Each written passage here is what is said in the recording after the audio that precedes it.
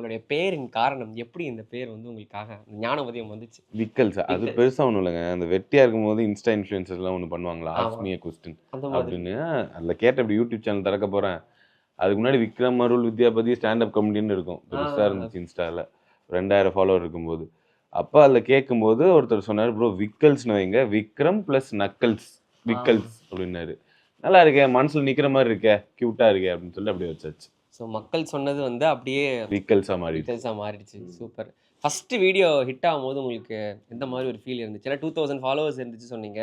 ஏதோ ம். ஒரு வீடியோ வந்து பூம் ஆயி பயங்கர ஃபாலோவர்ஸ் வந்திருப்பாங்க. எந்த வீடியோ அண்ட் என்ன ஃபீல் அது?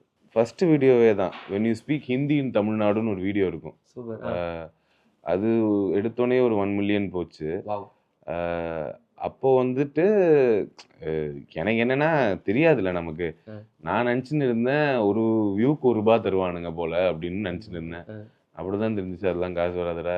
அதுக்கு தனியா அப்ளை பண்ணணும். Google AdSenseன்னு ஒண்ணு இருக்கு. இதெல்லாம் அப்புறமா அப்படிதான் அதோட YouTubeஓட நுவான்சஸ் புரிய ஆரம்பிச்சுச்சு கொஞ்சம் கொஞ்சமா. ஓகே. அதுக்கப்புறமா தான் திங்ஸ் ஹேப்பன்.